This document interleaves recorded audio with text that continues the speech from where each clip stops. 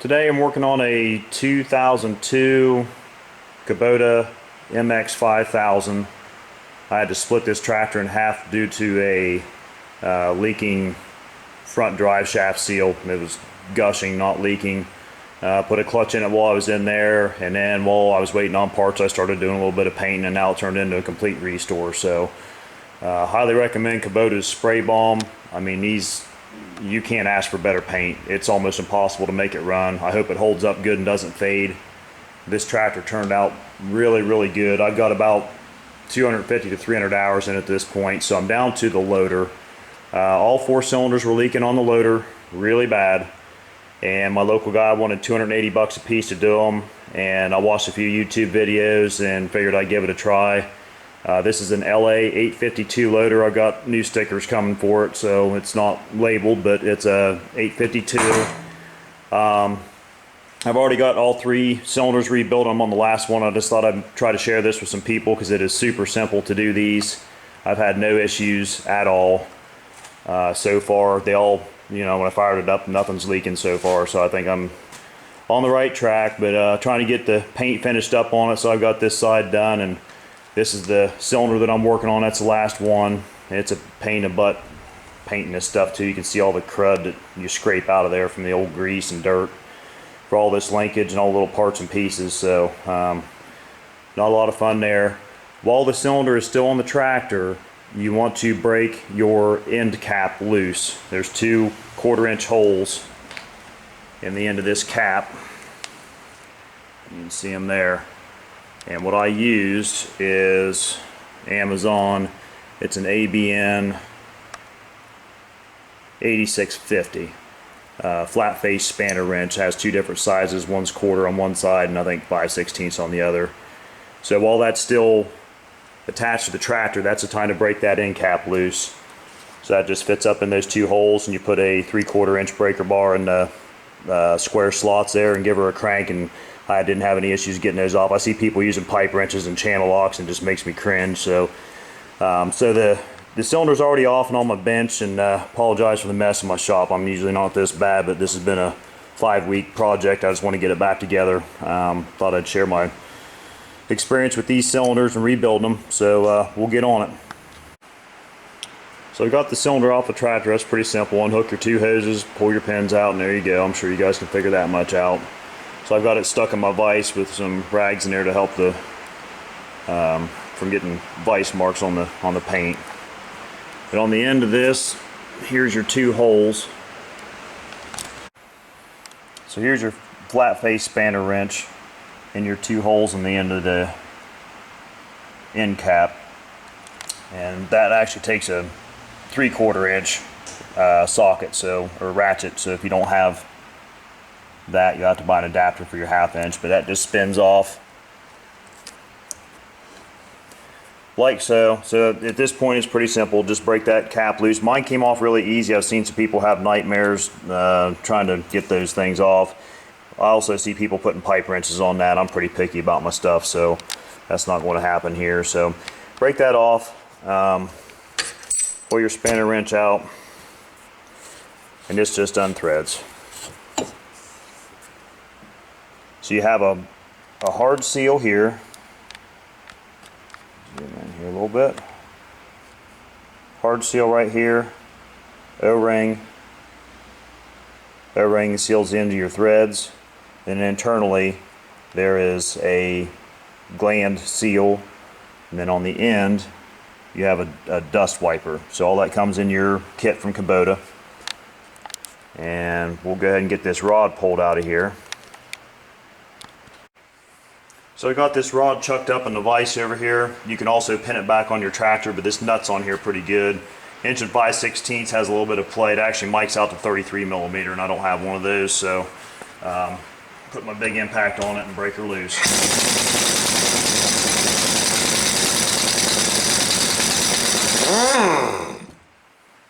So there's that. Everything's easy peasy after that. So we're going to start disassembling parts. So this is your piston. Take pictures with your phone. Take pictures of all this stuff, how it lays out. This picture right here will suffice. If you're wondering what this O-ring is, they put that on there when they paint these to keep paint off of the the wiper seal. So leave it on there if you're going to repaint your cylinder when you're done, because I cut the first one off and regretted that. So leave that up in the front. So you want to take pictures of all this and how it's laid out. So this piston just pushes right off. There's nothing on the inside of that piston, it's all just smooth shaft. That is a hardened plastic ring. It's a wear ring to keep this piston from wearing metal to metal on the inside of your barrel. And don't forget, there's an O-ring right here, fits into a little groove inside the piston. Okay, so when you put this back together, I'll show that during reassembly. I tried to put it in here and get it to slide over the threads, and it just worries me because these threads are pretty fine and they're kind of sharp. Seat that O-ring all the way up on there, and then push this in. You'll feel that piston pop back into place, and make sure you keep pressure on that when you're putting your nut back on it. So piston comes off, O-ring. Try to line them up like that. Your end cap. Now on the end cap, there's your wiper. And then on the inside, I'll try to get zoomed in on that when I start to take that apart. There's your, I think it's called a gland seal. Not real good with all the terminology on this. So you want to just pay attention to where this stuff goes. That's about the only thing you got to worry about. And the positioning of, that does have a front and a back to that inner seal inside this end cap. So the hardened flat seal goes towards the O-ring that's on the end. So at this point, I'm going to clean all this up with some brake clean. I'm going to get some clean mats down, and here's the seal kit. So we're going to start laying out new seals, taking the old seals off. That seal right here on this piston is the only one you're going to have a little bit of trouble with, and it's not that bad. I got a little bit of a secret. I've watched some other YouTube videos, and they were boiling these things in hot oil to get them to heat up and blah blah blah. I didn't have that much issue with it, so maybe some of the other Kubota cylinders are a little bit more tricky, but we'll get into that after I get this stuff cleaned up. Okay, so you're going to want to take all your new seals out of your kit, and this is part number 75565-63400 for this particular machine. So here's your piston seals that I was telling you about. That's kind of a pain to put in.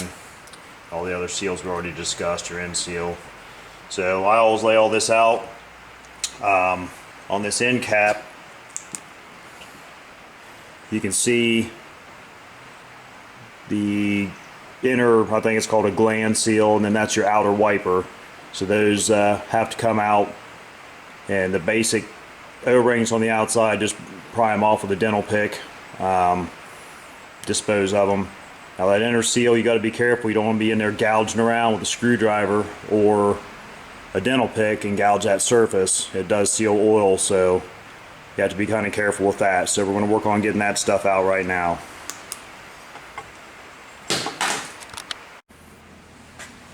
So this seal is already broken right here from dry rot or whatever. It comes out pretty easy.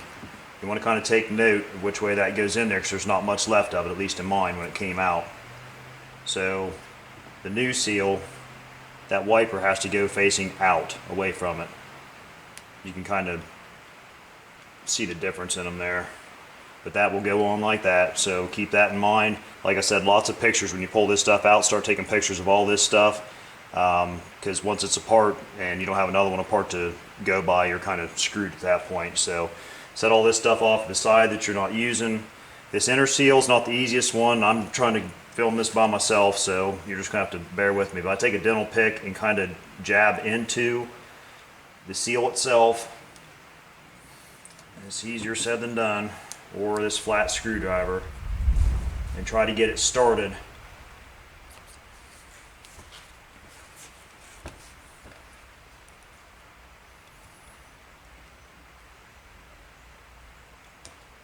Once you get it started, it'll peel right out. It's just getting to that point. So I'm actually jamming this screwdriver down into that seal. You might want to get a backup once you get it started. Okay, so we got it started, got the dental pick underneath it, and now it just peels right out, just like that. Now what you want to, this seal has a direction that it goes in, and since it popped out, it's kind of hard to see, but I've done enough of them, taking enough pictures. This thing is worn but there's a high side on this seal.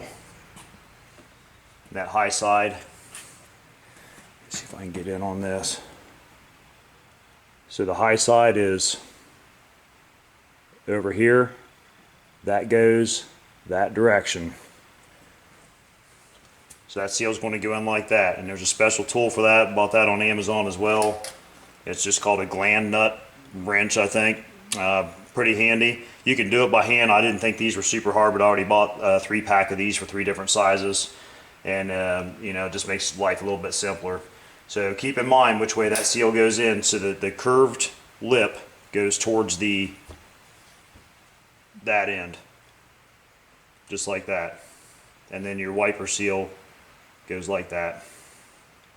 Just want to set those aside. I'm going to do some cleaning in here. We're going to get these other O-rings off. So your end cap, that one's pretty much shot. Just roll it off with your thumbs. Set it over here with your junk seals. This one you'll probably have to be careful and use a dental pick on. Get it started.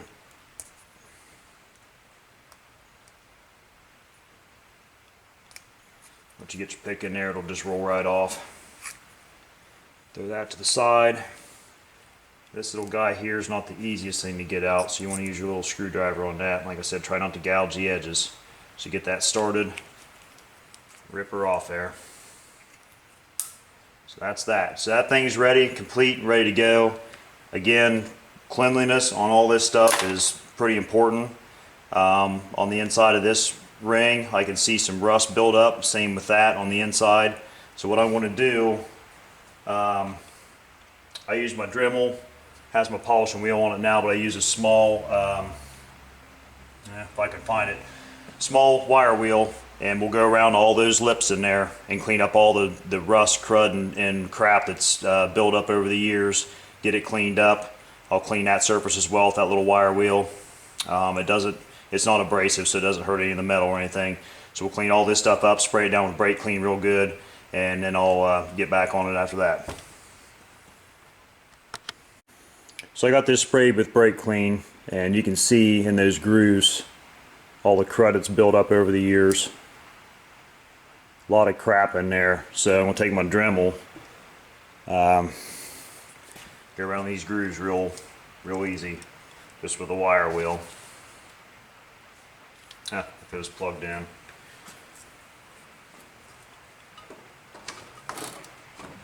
There we go, a little bit of power.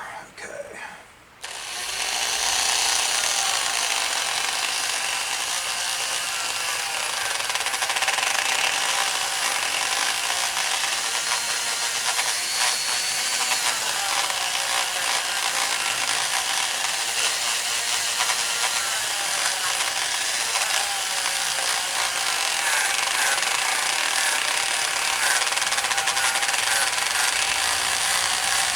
Just low RPMs.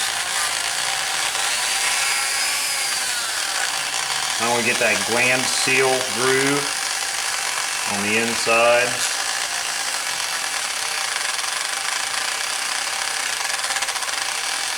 If I'm calling out these parts by the wrong name, I apologize. I'm not a hydraulic cylinder rebuilding expert. I'm just trying to show you how I did this.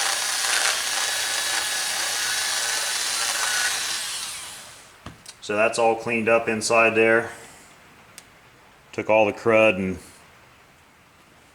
crap out. Let me make sure I'm in the frame here. So that helped clean that up a lot. Now we'll get this outer seal where these O-rings go.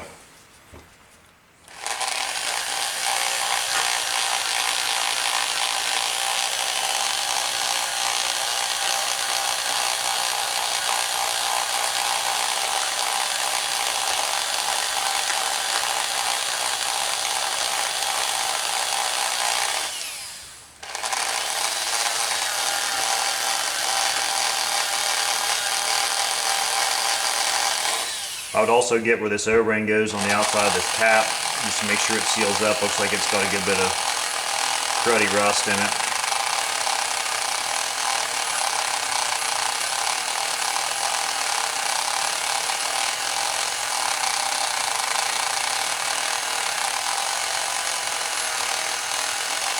And then I'm going to take this over here to my bench grinder. I've got a brass wire wheel on it, and I'll clean up the actual threads itself. So that does it for the end cap. That's pretty much all cleaned up inside and out. So when you're applying these seals, you want to lube them up. So I've been using, I'll clean this up, put some fresh hydraulic oil in it, but you want something to dip those seals, all your O-rings and all that stuff, in some hydraulic oil before you put them back in here. So we'll get some fresh oil and start installing seals. Okay, so you get all your seals laid out that you're going to be using on this end cap. So you're going to be using 5 seals here, then you'll have 4 seals for the piston. We're going to keep those off to the side. So get all your old seals out of the way. It's not real hard to mix them up because they look like crap. So I like to start with this, the inner gland seal. So how this little gizmo works, and I'll put it on there backwards the first time, I'm sure. Put this in a little bit of oil, which makes it nice and slippery and hard to work with. So you get that thing started like that, and all it does is turn that little seal inside out.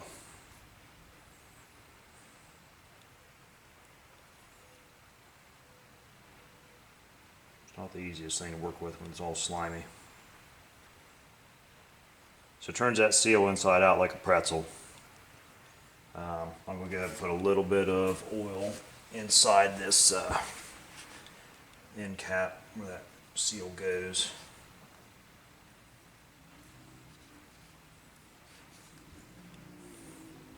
And where the end cap or the wiper seal goes as well.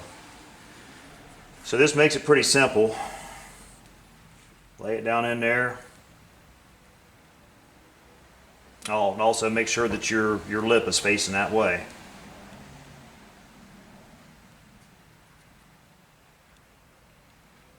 Lays right down in there, and once you let it go, it'll pop right into place, just like that. Make sure it feels good in there. And this wiper seal, it's pretty simple too. It actually recesses into a groove, so don't think you're doing something wrong. If and the first one I did, I'm like, how's that supposed to fit in there? So it just tucks in. It's pretty simple. So tuck it in. You'll hear it pop into place. Make sure it's seated all the way around. And it's that simple. So your internal gland nut seal is in, and your wiper seal is in. So we're going to put a little bit of lube on where your O-ring goes here. So get your end cap seal. Work it around.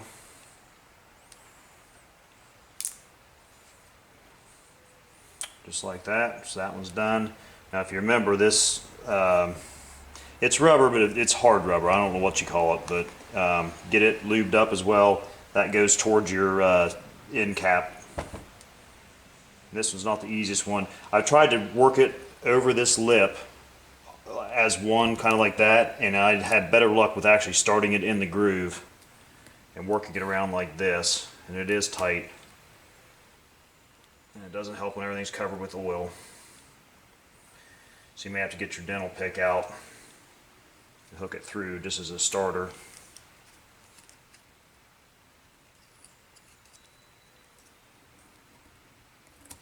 Oh, come on now.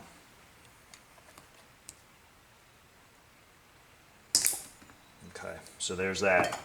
So you want to keep that pushed all the way towards the front and make sure it's sitting flat against there. It's going to want to roll over and cup over a little bit. So you can take your just a flat end of your dental pick and squish it up against there. So now it's sitting nice and flat all the way around. And this is your last O-ring. Get some lube on that, and it just pops right on. Just like a regular O-ring would. Bam. So there's, you're halfway done. Wipe the oil off, whatever you want to do. Set that aside. So now we're going to start on the piston. Pretty simple. This just peels off. It's got a split in it. And the new one actually has an angled split, so I don't think it matters because it works both ways. So pop that off. Dispose of it. And this is the tricky one. What I've been doing is carefully, that thing's hard to get out of there, and I'm afraid if you get in there and start gouging and grinding, trying to get this thing popped out, you're going to score something in here. So what I've been doing is taking this little screwdriver and actually just jamming it down into this thing, back and forth like that, and it'll actually cut that seal. So now that seal's cut, you can peel it off. If you're thinking, why did he jam that screwdriver down in there? There's another O-ring in here. And what that O-ring does is it provides tension, I guess you could say, against this ring. And this is your actual oil sealing ring for the piston. So there's another O-ring in there. So once you get this on there, that O-ring is providing tension out on that piston seal, so it seals against the barrel as it's going back and forth. So pop that off, get rid of it, and then very carefully get your O-ring out.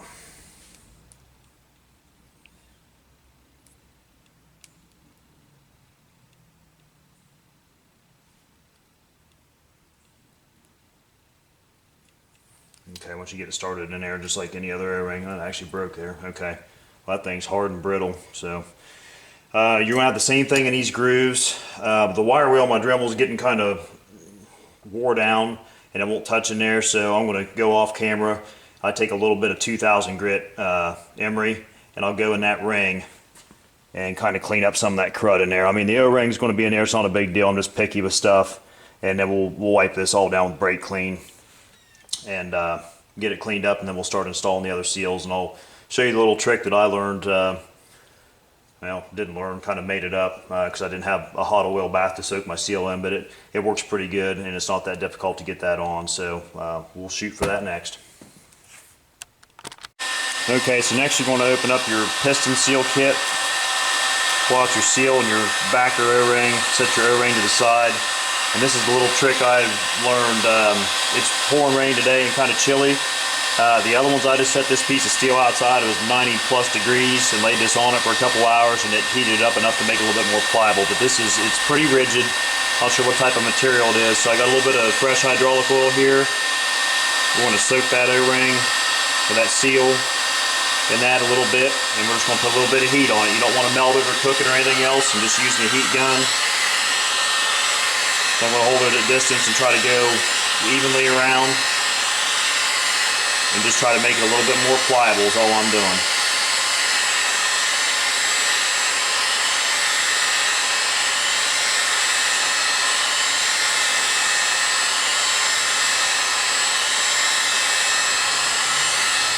While I'm doing that, I'm going to go ahead and get this O-ring on here. I should have done that first. See if I can multitask. That O-ring is just going to snap down in there. One-handed even. So there's your O-ring. It's in the groove. It's ready to go. Putting a little bit of love on this thing. Getting pretty warm. I've seen people clamp these down.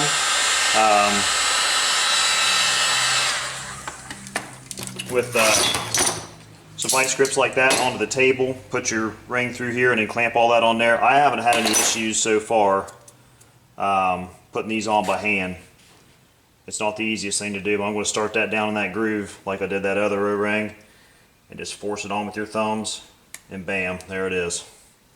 So when that rolls on the other ones, this one feels a lot better than the other ones did. That ring, from forcing it over top of that, wants to kind of caulk in there a little bit sideways.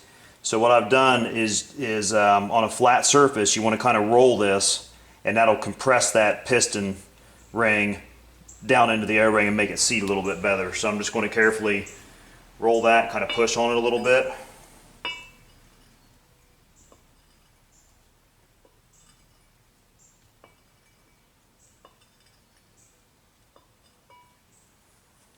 And now it feels a lot flatter. You can see it's got a little bit. Once you shove it in that barrel, it'll be fine. But that's what's sealing all that up. And this one here is a piece of cake. It just expands.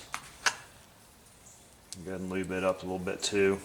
And that one, like I said, it has a split in it. I don't think it matters which way it goes on there, because it's running back and forth both ways.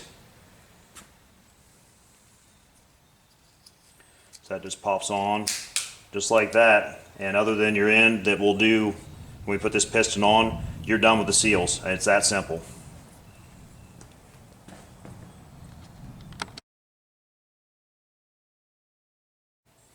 Just something else I wanted to add too.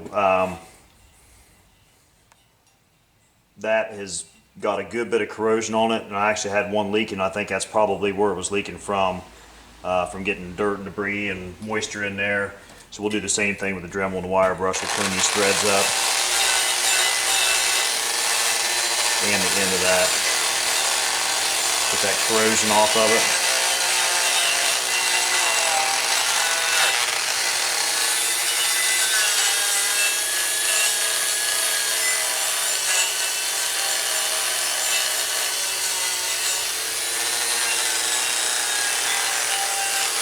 Same with this one. It's not as bad as the other one. We'll clean the threads up a little bit.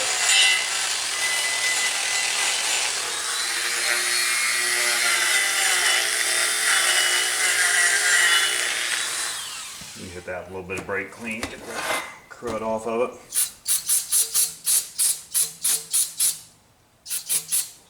A little more corrosion on that side.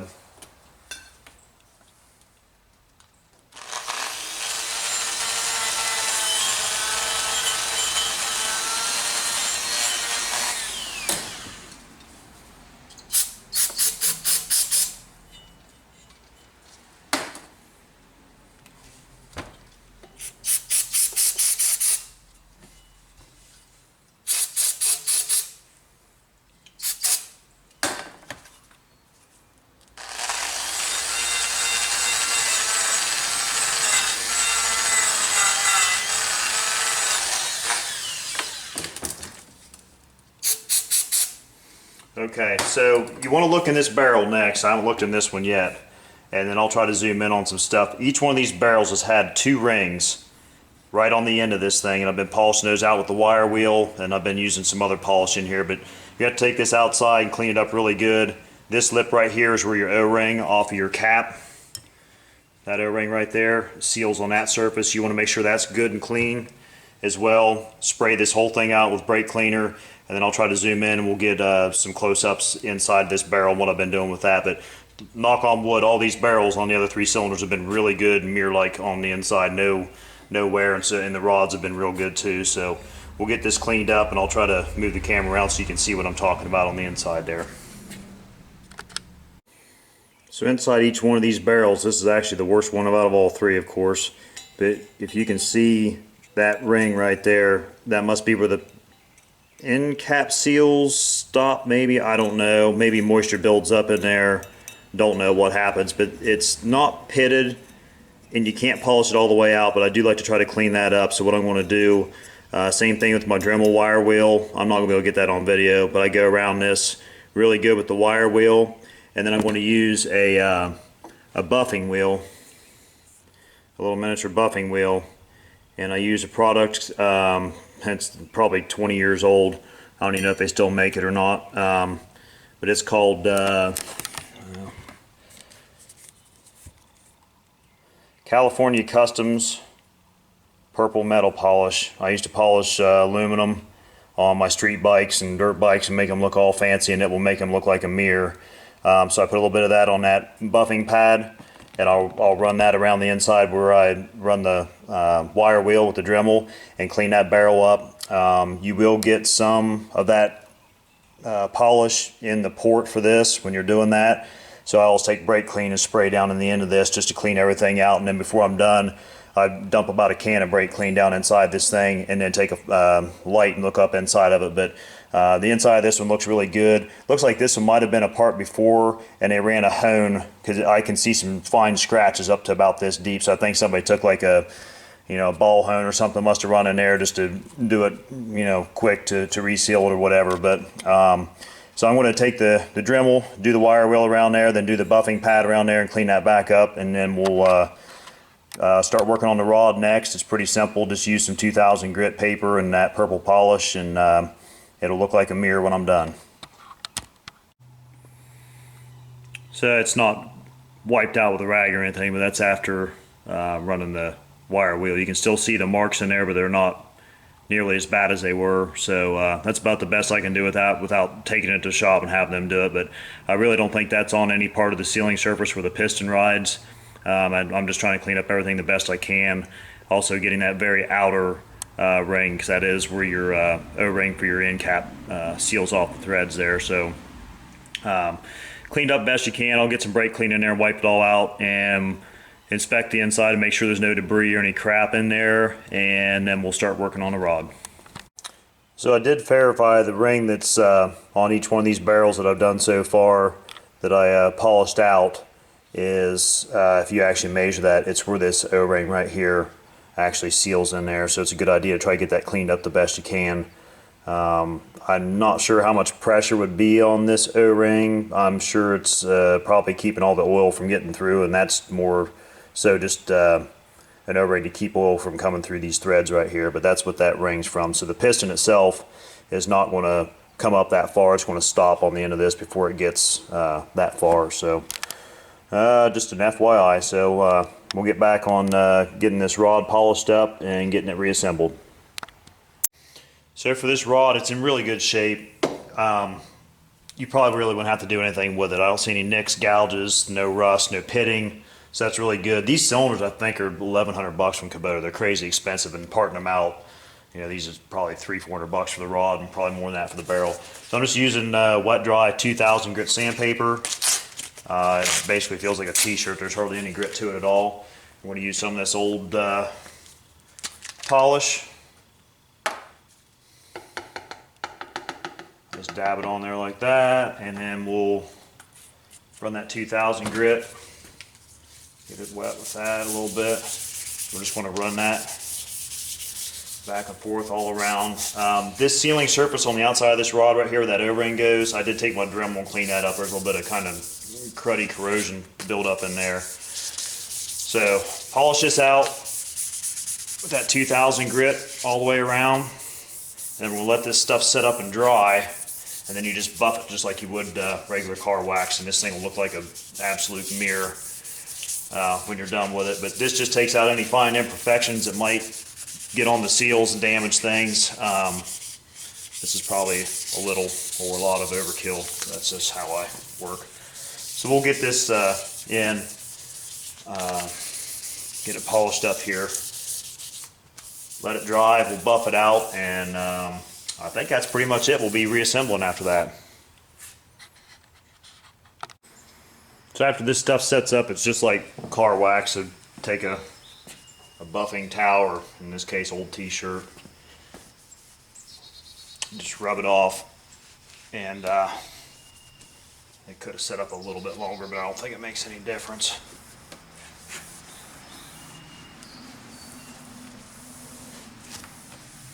And that rod looks brand new. So before you reassemble, clean these threads off with brake clean, get all the oil, wax, polish, whatever else you got on there. And if I can find it, same thing with your nut.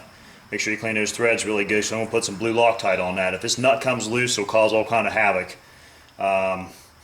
And like I said, something I didn't mention before, if your barrel's scarred up, if this is scarred up, pitted, whatever, just take it to a shop and have them, they can work magic with these things. But in my case, thank goodness all 4 cylinders, the barrels were like a mirror. These are really good shape. So we can start reassembling from there.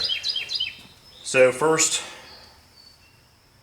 thing that's going to go on is your end cap. So I'm going to put a little bit of oil on this end right here.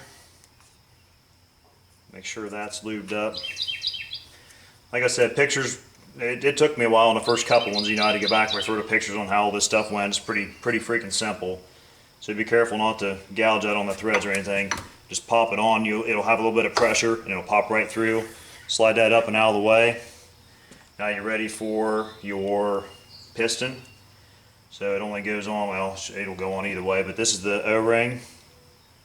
You want to slide this O-ring carefully. Those threads, like I said, they're pretty sharp. Slide that O-ring clear up against, as tight as you can get it. Make sure it's square all the way around. Let me make sure I'm still in the frame here. Yeah, you can still see me. Let's move her over here. Okay. So your piston, little chunk of paint in there. I saw. Make sure everything's good and clean. Slide that on, and it'll come up against the O-ring and it'll stop. You can still see the O-ring in there. So what you want to do is have your nut ready, blue Loctite. We'll get my impact hooked up here, ready to go too. We'll go ahead and hammer the thing on here. Also, when you're spraying brake clean in that barrel, you want to make sure you hose that out with air. You don't want any of that brake clean in there, so I'm sure that'll probably tear up your, eat up your seals. So I have all this good stuff ready. I'm going to put a little bit of Loctite in the nut itself and on these threads. I didn't see any remnants of Loctite on there, and I believe this is some sort of probably $200 lock nut, but I'd like to do that anyhow. So we're going to push on this piston, and you'll hear it snap, and that's sealed on there. You want to hold, it'll pop back off, so you kind of want to hold a little bit of pressure on it. Get your nut started. Get your impact ready to roll, and crank her on.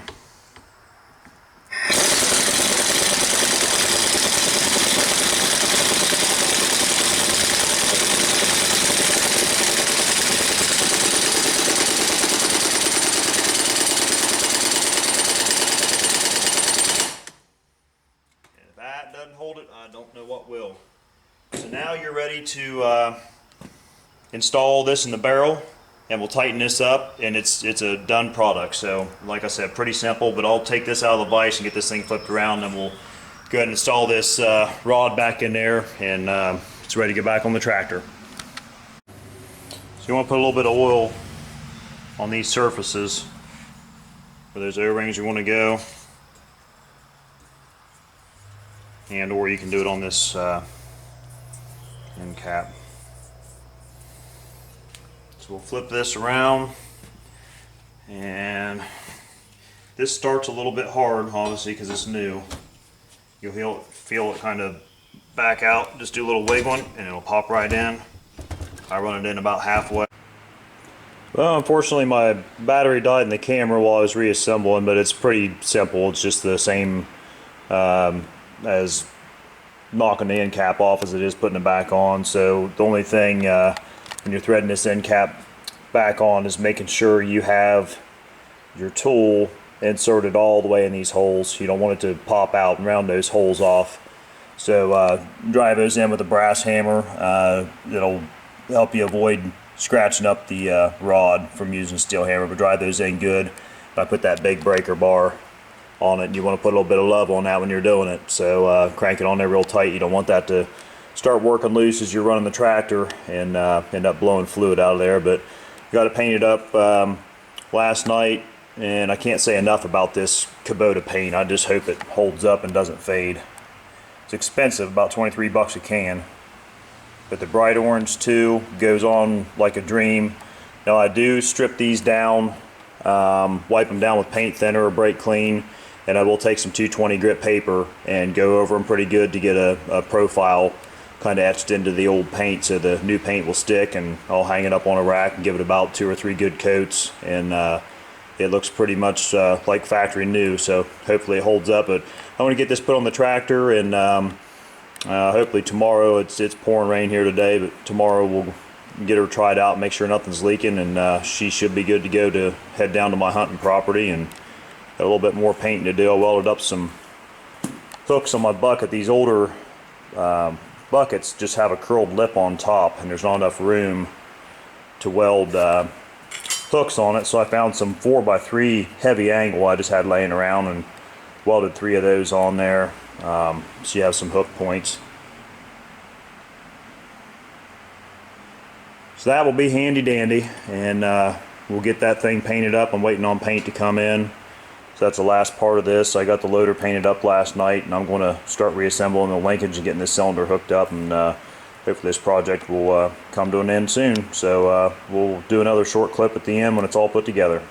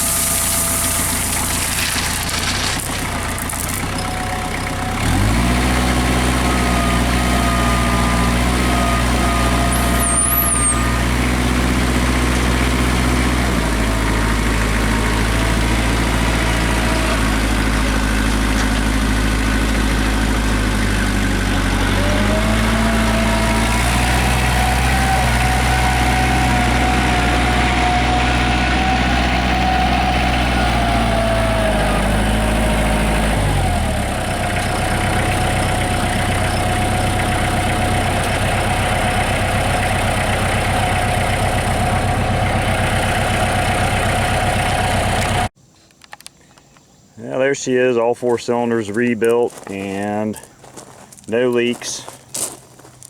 Everything's fine. Got a nice load on it, and turned out pretty nice. And if you're wondering what that little O-ring is, I think I mentioned that before. That's when you paint it, it just keeps the paint off of that wiper seal.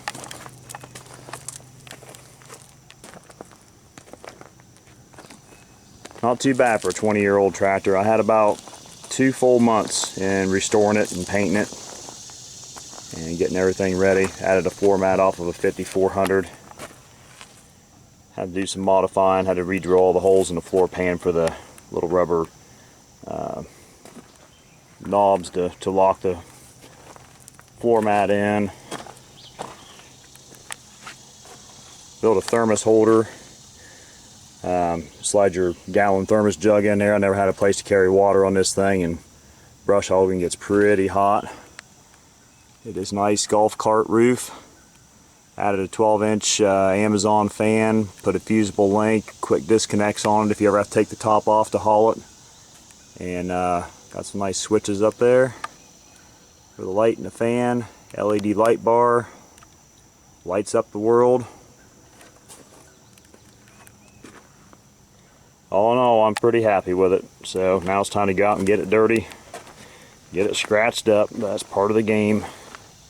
Also added these. I haven't got my 4-inch. I tried 4-inch PVC Schedule 40, and it's too fat to fit in the hole for that little toolbox modification, but I did weld some lugs on here and put some B-clips on to hold that in once it's in there. But I'm going to stop at the hardware store after I get done loading gravel today, and we'll slide one of those in there. I can keep my log chains and tools and all that good stuff.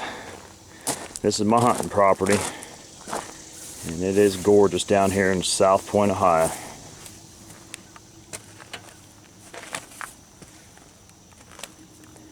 Well, I hope you enjoyed the video. Hopefully that'll help you on rebuilding of your cylinders. Pretty easy in my opinion. If you got any mechanical skills at all, I don't see any reason why you can't rebuild those yourself. Save you a lot of money. The steel kits were right at $40. So have a good day. Give me a thumbs up at the bottom of the screen, and hopefully I'll be putting out some more videos soon. Take care.